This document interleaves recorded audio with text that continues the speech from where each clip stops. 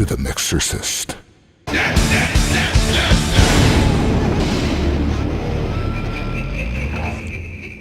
Hey, welcome to the Mixercist, everybody. We are live from the crypt again. How's it going, CW?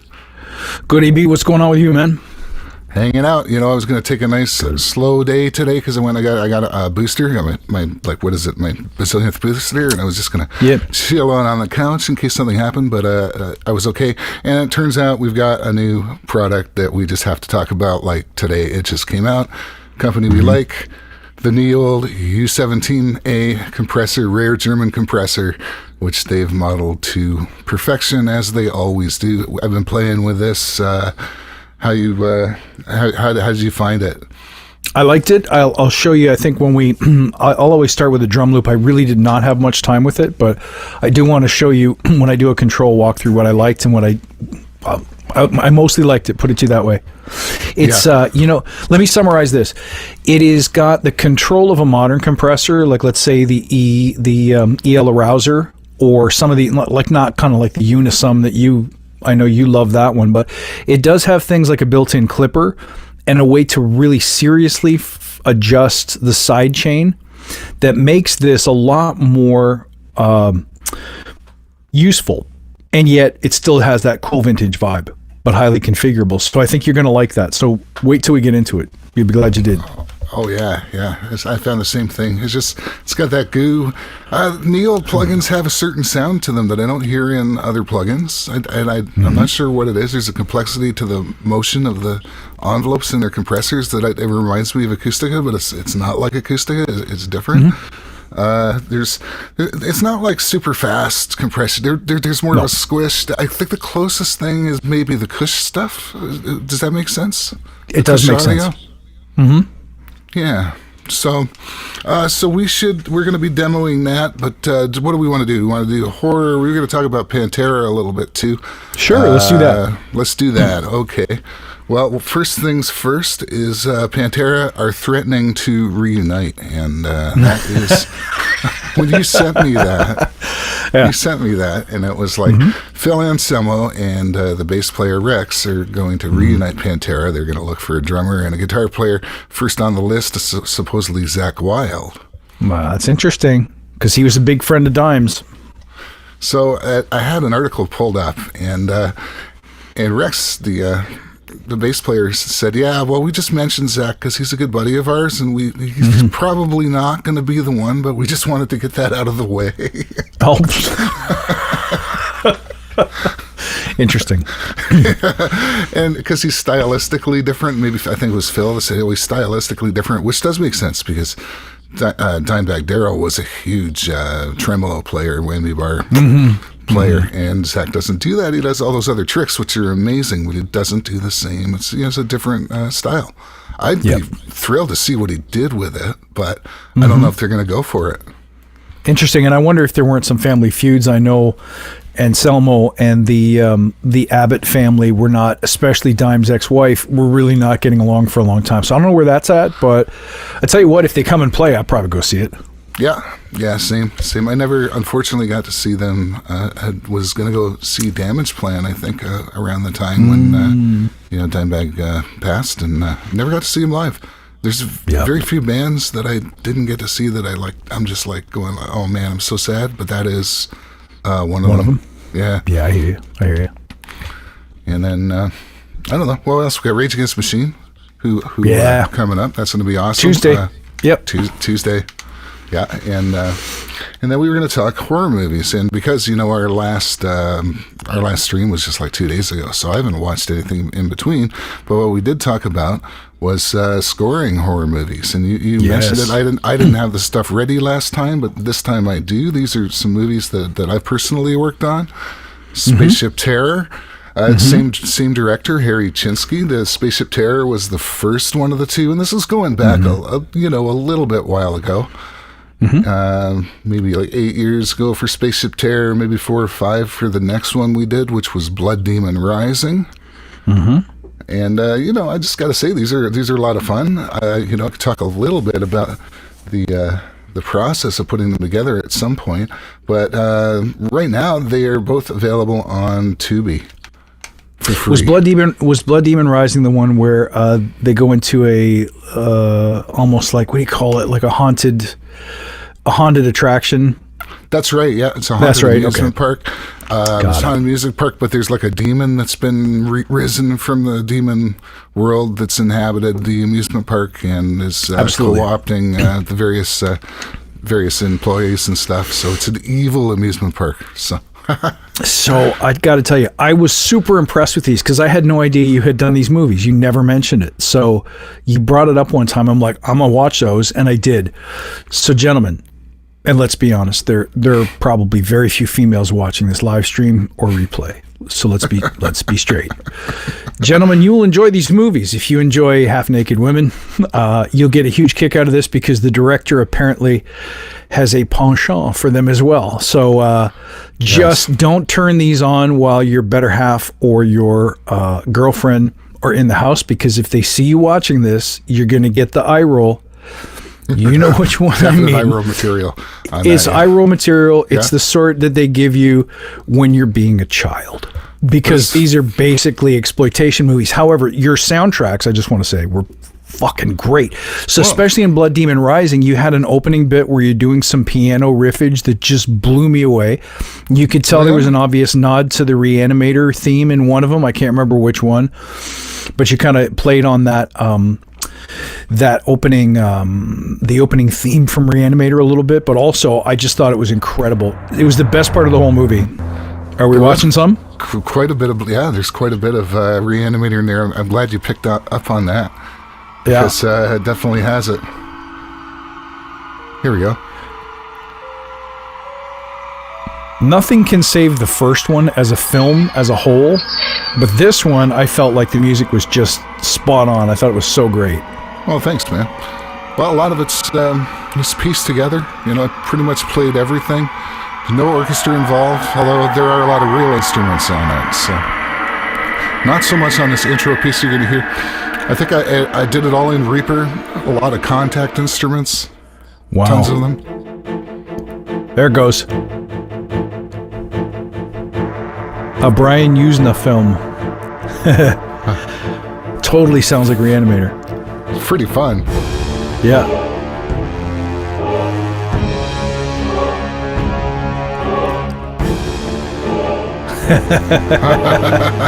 That's so good, man. So yeah. So let's go with the U here. Yep. Music's still playing, but you're on screen now. Okay. Just pause it. Just watch these movies, guys. You're going to enjoy them. I think that they're a cute, little fun ride. And you know what? Credits to the guy who made them. He took a shot, right? I don't know if he's still making movies or what, but he is. I think he went to doing. He's doing documentaries. Yeah, he did. He was doing documentaries. The last I heard. I think these are the two horror movies that he's done. He did have another one that was. There's like about space aliens or something. I don't know if that ended up being made or whatever. Well, I'll tell you what, you'll enjoy the music, and kudos to all of you, everyone who worked on it, for making a movie, man, living the dream. That's so cool. So living the dream. Guys, check it out. Support these fellas. Every time you watch it, Eric gets like 3 cents or something. Yeah, well, in theory, right? So in theory, yeah. But it was the love of doing it, really, more than anything. No doubt. Right? So, no doubt. So we've got to talk some Neold now, right? Yeah. So do you want me to do the walkthrough real quick, and then I'll get out of the way and you can show them what you've been doing? Yeah, okay. Let's do that. So hopefully you can see my control there. Was it in frame? Everything looking good? Looking good, man. Okay, cool.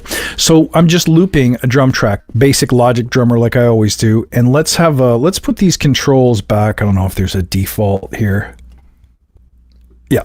So just to note, there's a torque control, which is a combination knee and ratio, and your standard input output, much like you would see on a 1176, but with so much more going on here.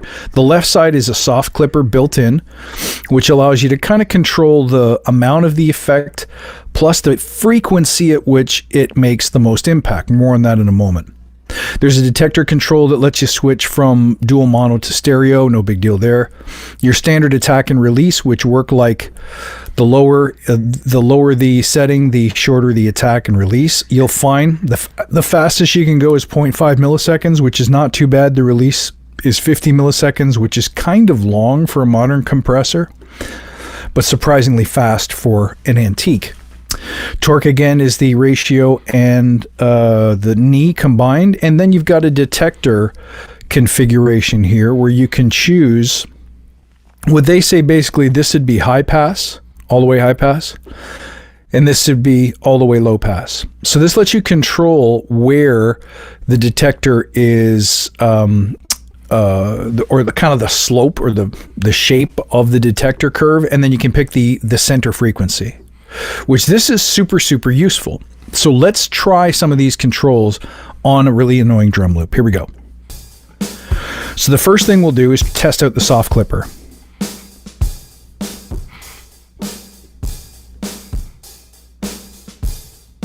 Let's put it way down. There we go. Oh, wow. So you hear it wherever you're totally stressing out. So if you dial that low, you're going to distort the low end. You dial it high, and then the mids in between. Right. Okay. Let's see if you can hear it on the high end, off versus on. So we'll go all the way off and let's play and listen to the cymbals and the hi-hat. So this is all the way on. Don't hear a ton of difference, but you hear the bass is starting to come in. You definitely hear that. Now notice you have to have this almost all the way up to like 5 o'clock before it lets go of the bass. Listen to the bass. It's still being affected. Out. Back in. So even all the way up here, the bass is still impacted. So it's kind of cool. Let's leave it down here, bring the density to about here. Now let's start driving it. Watch the meters. You'll see the compression kick in.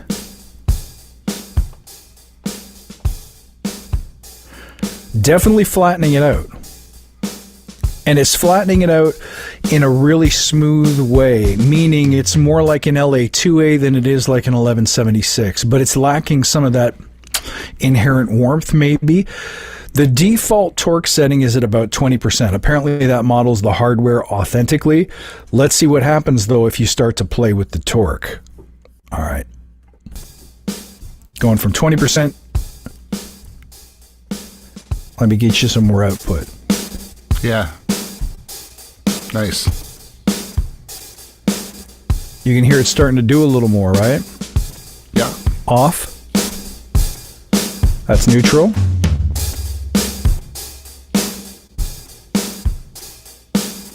That is definitely smoothing things out. But of course, if you want some real action, you always have to take a compressor and lower the attack. I really like around here for the attack, and then for the release, I want it almost at 50. Now you hear what it's doing without and with. Starting to get a little dirtier. And then of course you can play, there's a mix knob which is awesome, but you can play with, let's choose the frequency here. So let's go all the way down.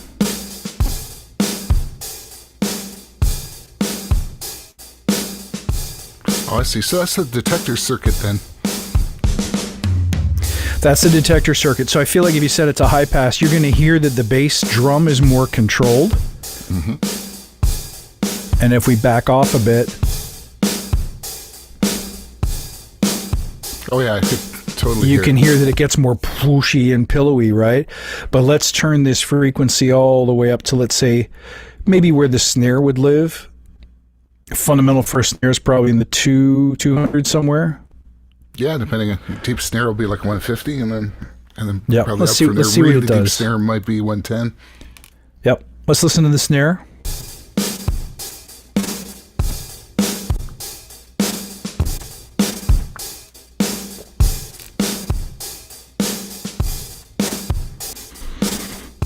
Sorry, let me get this off low pass.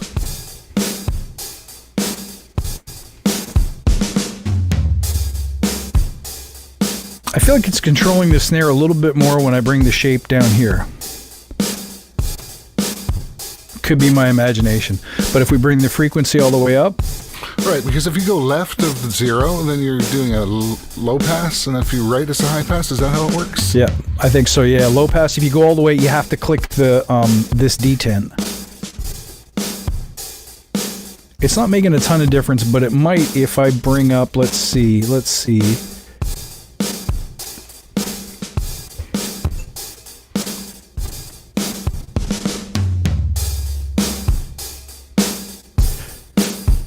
I feel like I hear more of the snare here, and it's more controlled here. Agree? Yeah, that's a nice That's spot. with it in the very high end, though. So again, like the EL arouser or some more modern compressors that allow you to change what the detector's looking at. By the way, if you're not sure what the detector's looking at, just hit the monitor button. It'll show you. Have a listen. That's what the detector's hearing. That's the full range signal. So that would pull be this down. compressing everything. It would be compressing everything triggered by what you're hearing right now. Yeah. Right. Which So should control that would be the low leaving end. the high end alone and compressing the low end in that case. That's very cool. So not a lot of modern compressors do this, and like an LA2A has got 2 knobs, and if you lose one of them, you can still use it. So way more control than you would find on most modern compressors, and yet it still has that nice vintage vibe. When this thing is diming, when it's really crunching, you can totally hear. Let me get the emphasis off that bass drum. Let's drive the input. Let's max out the torque a little more. Let's get the fast attack and release. Let's skip the detectors. Let's just null those out to 0. And let's hear what this does, right? Without. That's just plain. Let's kick it in.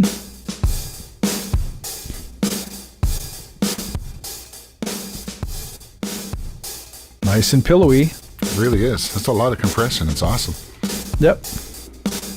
So that's what when I was playing it with it this morning, this is what I kind of discovered about it.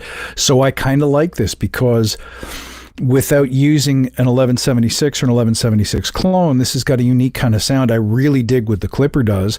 I would actually really love this. I want to hear what it would do on a hip hop like an 808, because I think it could really add some a little bit of grit to it, right? 808s are hard to compress because the envelopes are not as fierce as a regular drum kit.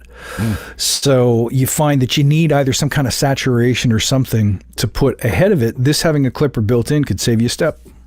That's it, man. Yeah, it's just like because the clipper's first, you're going to take care of the really high peaks before it even gets into the compressor circuit. So that compressor's not going to work as hard. So I found a nice balancing act between that, right? So the first thing I would do is like try to control the peaks a bit, and then get that level and out of the compressor and the character out of it. I'm like, awesome. I agree. So what did you come up with? Well, let's see what we got here. I got a song here with a bit of mixing going on. Let's see if it works.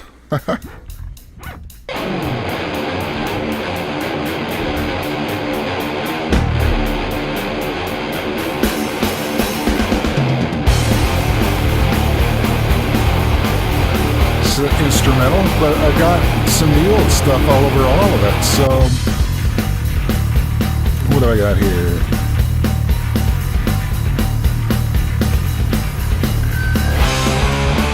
So you got the kick drum, has it on there. The bass. Sorry, what am I doing here? Wrong order. So drums have. Kick's got it. The bass. And the bass is interesting too because I actually use the side chain function. You can hear that kind of hear it modulating with where the kick would be.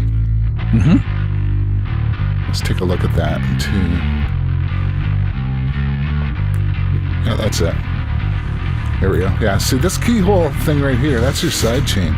So if you set up your DAW to do side chaining, you can really, yeah,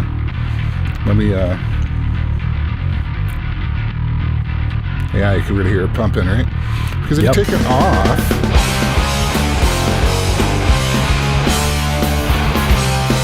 that's kind of nice too. With the low end, you can clean it up a little bit this way, I find. And you make the bass seem a bit louder.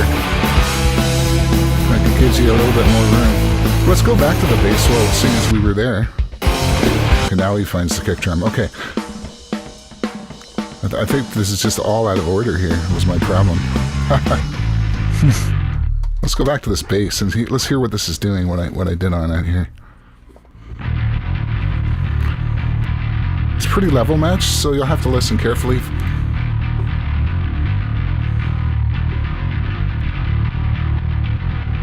There's the pumping.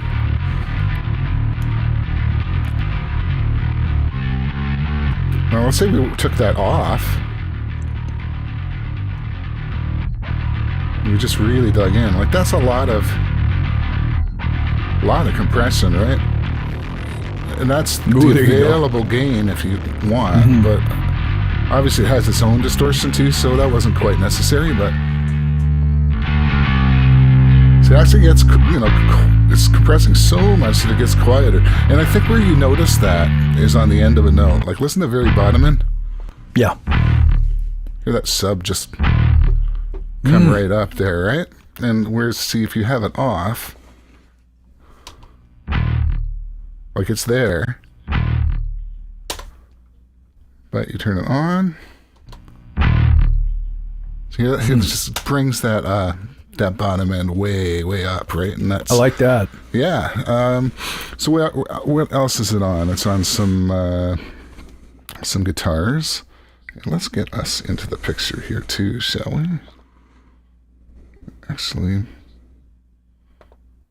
let's not, because that's not ready. Let's just keep on my screen here.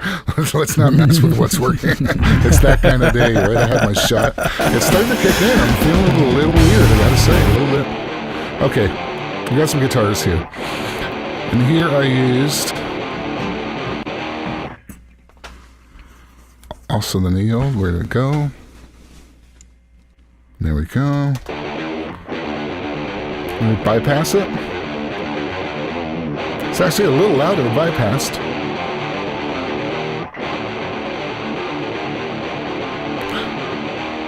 Here's where I did add a bit of that distortion, and I really tuned it in onto the attack of the guitars. So let me, right? See if this, you don't want that, right? Up here where the attack is. That'd be a nice place where it's sitting the mix. Obviously not that much though. Well, you can get away with a bit. And the other thing, the attack, you can actually leave quite a bit of attack on guitars. Kind of gives them a nice motion. Agreed.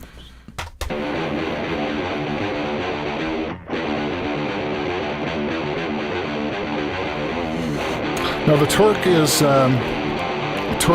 it affects the knee, right? So you get a harder knee and the ratio too, I think. So it's 2 in 1. It does both, yeah. And maybe you don't notice it as much on guitar. The other thing that's important here too to note is that I unlinked them. They're not stereo linked, so oh, interesting. You really get into some stereo compression. They're linked right now. Listen to the stereo field. I'll give it more volume. Unlinked. So it just sort of widens it out, makes them more independent from each other. So I thought that's kind of important, not to link your stereo guitar bus, especially if one comes in and the other one's not in. If you're doing that left-right trick, you don't necessarily want it. The whole thing's shifting around a lot. Dry and wet, all the way wet. Although this mix knob does allow you to do parallel compression if you want. What else? I did use one of the other Neolds on here too, I think, on something. If you remember this, no, it wasn't that. Where I still love that The 73 compressor or the Big Al, the distorter. What did I have? The Big Al. Oh yeah. Yeah. So what's it on? Oh, you know what it is? It's doing a high end boost on the overheads. Got it. So take this off.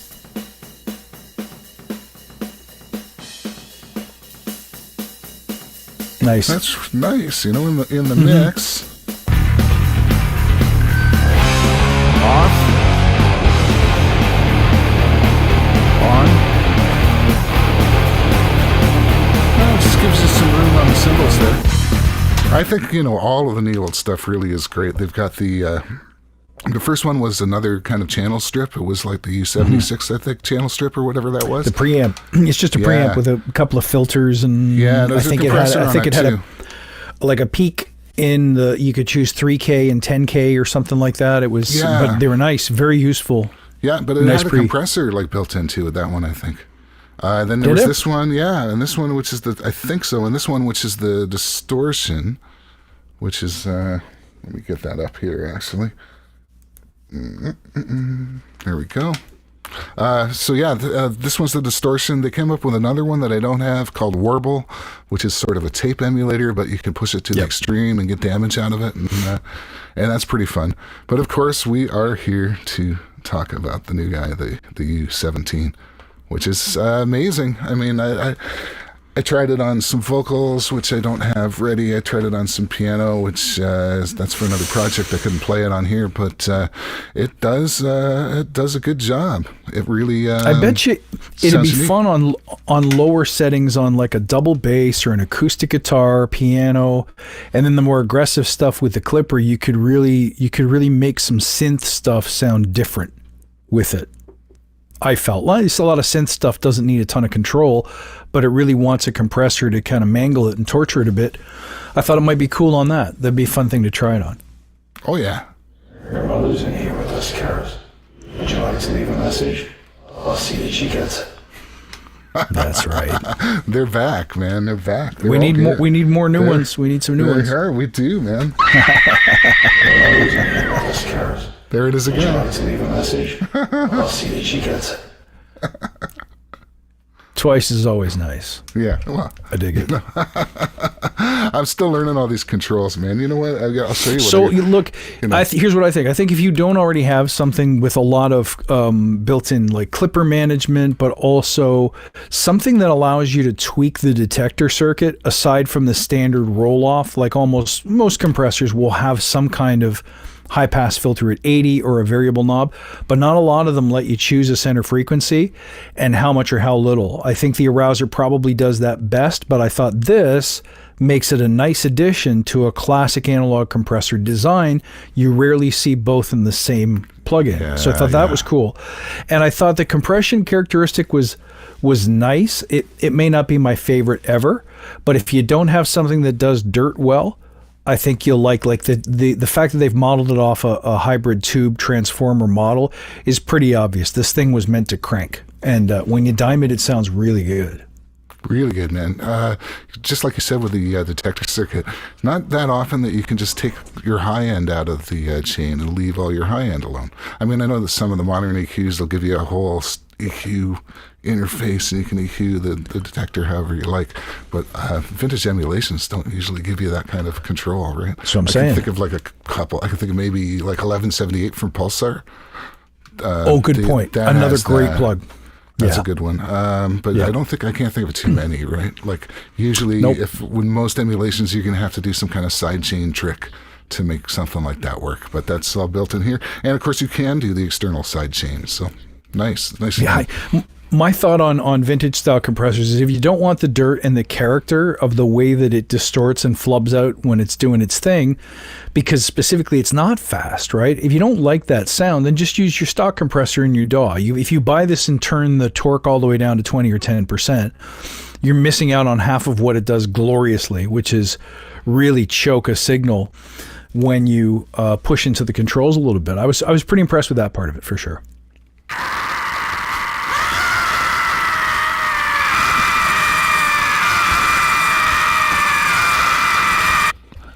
There's nothing else to say. There's nothing else you can say after that. Oh, we've got plenty of these, man. The trick is putting them in at the right time, right? When do you stick them in? Like, 'cause, and how do you know it's coming, right? Because this is all live now, right? It's like exactly. We just have to get rude. We got to get loud and proud with this stuff. I agree. We got to make more. Okay. Yeah. Is that have we said everything we need to say? Do you think? I think so. Yeah, I think we're pretty much there, man. Like, very happy, ready to sign off with that. We talked about some movies. We talked about some Pantera. We went through this fantastic new plug on the day of. Being live enables us to do that, of course. And I'm pretty satisfied with that, man. Me too. So thanks, guys, for watching. And we'll see you on the next one. Congratulations to the Neold guys. I know some people like to pronounce it Neold, but I think it's Neold. Well, that's what I call it. Congrats to the Neold guys on a great new product. This is cool. I hope it does really well for you. They just keep seeming to get better. They have left threads, very extensive threads on the forums about how they do the modeling, and they're not hiding anything. They're just showing exactly the techniques that they use and the kind of math that they use, and you're going to read it and you go, right. I don't know what that is, but it sounds cool, right? Yes, it does. And I think their emulations are tops for this kind of algorithmic nonlinear emulation that they're doing. The way they're solving equations, it doesn't use a lot of CPU. It sounds fantastic, and you know it when you get those plugins that go that extra mile with the modeling. You can hear it, and this is no exception to the whole lineage of all of their plugins, frankly. So great job. I agree. And I love algorithmic compressors, by the way, over modeled compressors or sampled compressors, because I think, sorry, I should have said over sampled compressors, because I think they behave more like the real deal. Mm-hmm. So I actually like, I would always reach for something with the smaller footprint, lower CPU, because you want to be able to use this on multiple tracks and not have to worry about it gassing out. So it's kind of a dream plugin. And right now I think it's around $100 US. Yeah, not bad, but you can do, I should ask you while we're here, because they have that new plan, relatively new plan from Plugin Alliance called the Buy One for $29 every month. So when you subscribe, you give them $29.99. And then every month you get to pick one plugin for $1. Cool. So you get every month you get one of and they don't make a blacklist. So it could be the brand new one that just came out, and you get at least one for $30. If you want to sign up twice and start two of these voucher programs, you can do it. $60 a month for two plugins. But I'm starting to think about that, because to get this we haven't bought this one yet, and we don't want to get in trouble for saying, "Oh, this is amazing. Well, why didn't you guys buy it?" Well, we did. We bought it. Well, that was the last one we did. I'm just clearing that one up. That we bought it like we knew we were, and we bought it like that night. So. Now, PA has such a great loyalty program that I ended up buying probably more than half of their entire catalog. Like, I have everything. And to be honest, this is probably the first really, really good compressor they've made. There were some of the channel strip ones were okay. There was the Acme Opticom, which was okay. This one is really a lot more compelling. But I had, to me, their SPL twin tube model is probably one of the best tube emulators or saturators that I have. It's just Purple really 77, good. While we're on their compressors, Purple 77, not bad. I forgot about that one. Shadow Hills. Excellent. I forgot about that one. Okay, I'll eat my words. They've got some good compressors. I was thinking about some of the early ones back in the day, because I had bought all of their, their channel strip emulations. So they had some SSL ones, they had a Neve one, and those ones were okay. But it wasn't, I guess it's more like in the past 2-3 years, they started creating really great stuff. Shadow Hills they made for UAD, and it wasn't available natively. That's right. Until maybe 2-3 years ago, I would say. So it was around then they started releasing some more groovy stuff. And their guitar sims are just out of this world too. Yeah. And they do make good stuff, but I already own most of it. Well, I own probably, like you said, I probably own about 60% of it, maybe even 75%. But I've been picking up they do the external sales. So they had an external sale on the ERS 250 reverb from, is that from DDMF? I don't know. Could be.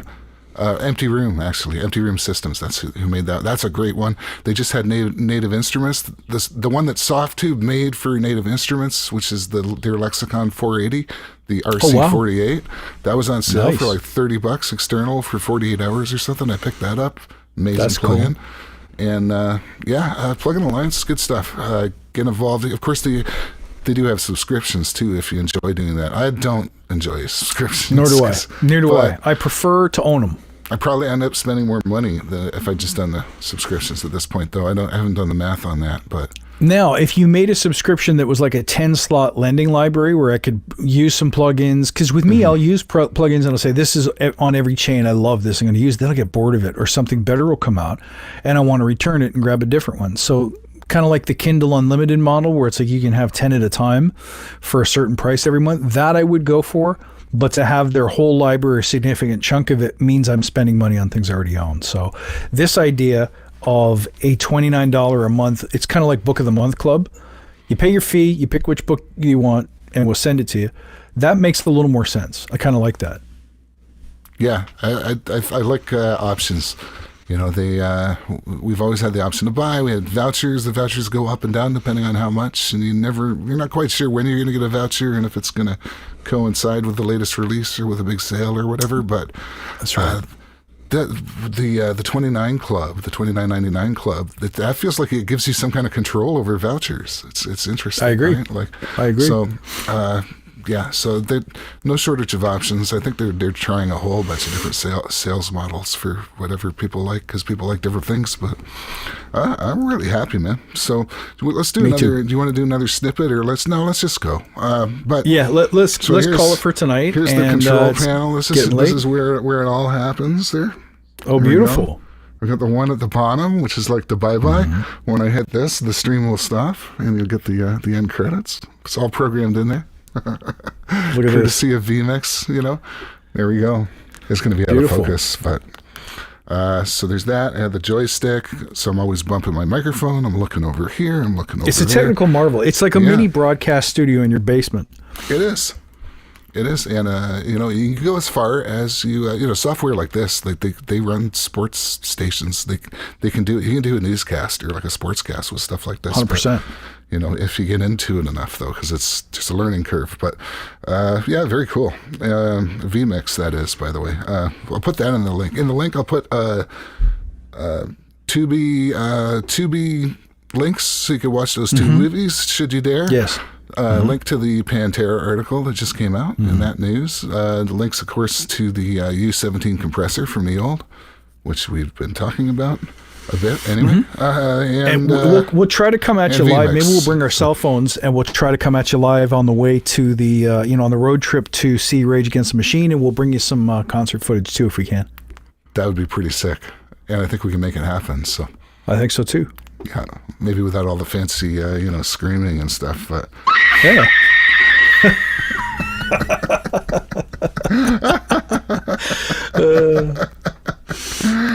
It makes you laugh. Got to have some fun with it, right, man? Yes, so, you're right. So make sure you make sure you subscribe. If you're still watching, then I don't know what's wrong with you, but yeah, if you have any, you tell your friends if you have any. So we're gonna hit the great reset button right here. You ready? Yeah, See I'm you ready. guys next time on the Mixer. 3, 2, 1, fire.